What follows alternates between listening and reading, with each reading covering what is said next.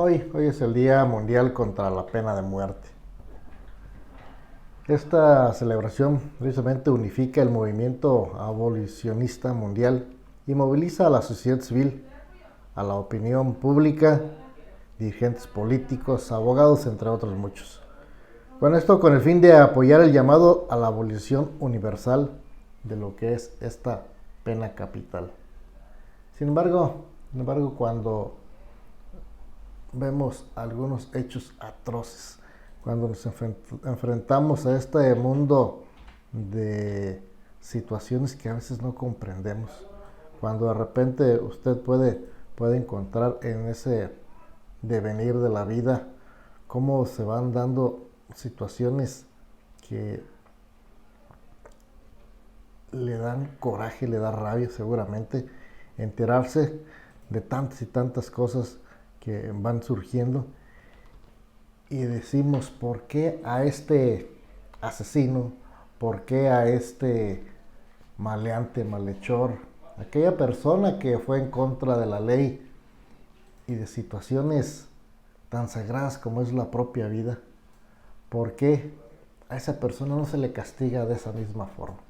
Aquella persona que mata, quisiéramos, y sobre todo que mata en situaciones bárbaras, quisiéramos que le fuera aplicada la misma pena. O aquella persona que asesina a algún infante, que comete situaciones a veces irracionales. Decimos: ¿por qué a esos no se les aplica esa misma pena?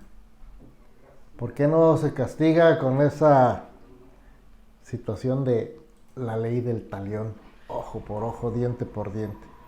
Quizás nuestra sociedad ha tenido que venir evolucionando en torno a esta situación de aplicación de la ley, y se busca que esta aplicación de la ley sea lo más humanitaria.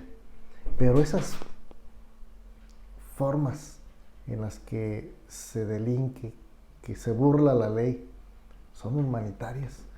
En realidad debe preservarse por mucho los derechos humanos de una persona que violentó los derechos humanos de una inocente víctima. ¿Hasta dónde esa capacidad de raciocinio nos alcanza para pensar que esté bien aplicado o no esté bien aplicado una pena que castigue? A lo mejor no con la misma severidad, pero sí que por lo menos lo tenga recluido. Pero en esos centros de reclusión hoy en día también pareciera que muchos van de día de campo, van de fiesta. Se ha orillado a ese asunto de la readaptación social en muchos de estos lugares, y que no son otros lugares más que escuelas para enseñarnos a delinquir. Pues regresando a este tema de la pena de muerte en México, es una historia que tiene que ver con nuestras costumbres, pero también con nuestras leyes.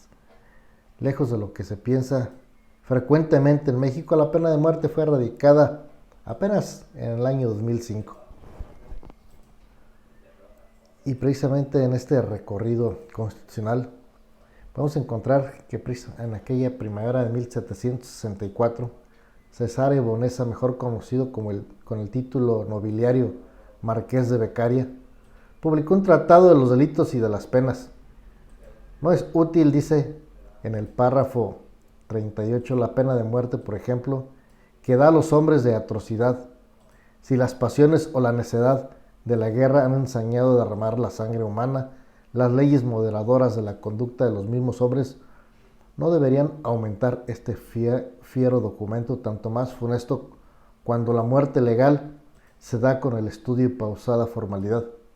A partir de entonces, la pena de muerte, entendida como la facultad que se reserva a un Estado soberano para privar de la vida a una persona, ha protagonizado una larga carrera hacia su propia extinción. En México, lejos de lo que frecuentemente se piensa, la pena de muerte no fue erradicada sino hasta, como le decía usted, en el año 2005, con una reforma impresa en el artículo 22 constitucional. Así pues, esta figuró con ciertos matices en las constituciones federales o centralistas, en los códigos penales del siglo XIX y XX. Por regla general, una sola presencia dio pie, en el transcurso de casi 2 centurias, a un acalorado debate entre filósofos y también, desde luego, entre los intelectuales, entre esos que conocen el derecho. En 1821, cuando México se independiza y comienza una era ante la faz del planeta con múltiples guerras internas, las leyes seguían siendo las que estaban de vigencia durante la colonia. La pena de muerte era una de ellas y se aplicaba a los enemigos políticos como producto de las guerras o del poder. Y así transcurrió el devenir de nuestros años hasta llegar precisamente a la Constitución Política de los Estados Unidos Mexicanos en 1917. Recuperó el artículo 23 de su antecesora y con ligeras modificaciones apenas perceptibles lo convirtió en el número 22. Queda también prohibida, decía, la pena de muerte por delitos políticos. Proscribe el texto en cuestión y de inmediato, a reglón seguido, introduce la salvedad correspondiente. Y en cuanto a los demás, solo podrá imponerse al traidor a la patria en guerra extranjera, al parricida, al homicida con alevosía, premeditación y ventaja, al incendiario, al plagiario, al salteador de caminos, al pirata y a los reos de delitos graves de orden militar. Aquí estaba establecido y así estuvo por muchos años. Sin embargo, los procedimientos en los códigos penales, en los códigos de procedimientos penales, ya no señalaban un procedimiento para este tipo de penas. Ahí estaba vigente en la Constitución para ser aplicado en algún momento. Sin embargo, años y años, ahí estuvo, ahí se quedó.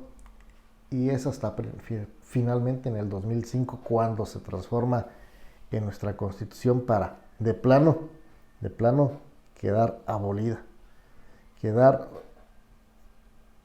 fuera y decir precisamente lo que le comentaba al inicio de este comentario. Señalar lo que este artículo constitucional dice. Queda prohibida la pena de muerte, así como las penas de mutilación y la infamia, las marcas, los azotes, los palos, el tormento de cualquier especie, la multa excesiva, la confiscación de bienes y cualesquiera otras penas inusitadas o trascendentales. Aquí no, aquí ya se acababa el asunto de que aquellos delincuentes que cometían atrocidades que a veces rayan solamente en la imaginación de los productores de películas, bueno, pues aquí seguía de manifiesto. ¿Hasta dónde ha sido bueno, hasta dónde ha sido malo erradicarlo? Quizás por mucho tiempo se pensó que nuestro país podría ser injusto. La aplicación de una pena de muerte a aquella persona que quizás por alguna cuestión de venganza política, por alguna cuestión de índole muy personal, fuera capaz de corromper a un juez que lo pudiera condenar a esta atrocidad.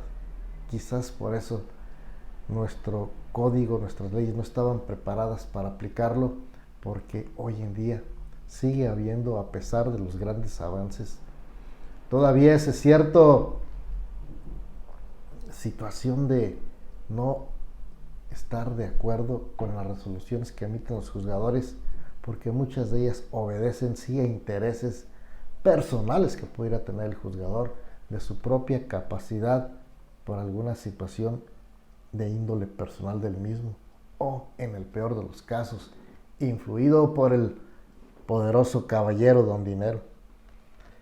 Así es que bueno, pues a raíz de esta serie de incógnitas, a raíz de esta serie de situaciones, es que hoy se conmemora este Día Mundial contra la Pena de Muerte.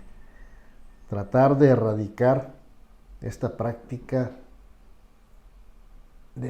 en cualquiera de los sentidos.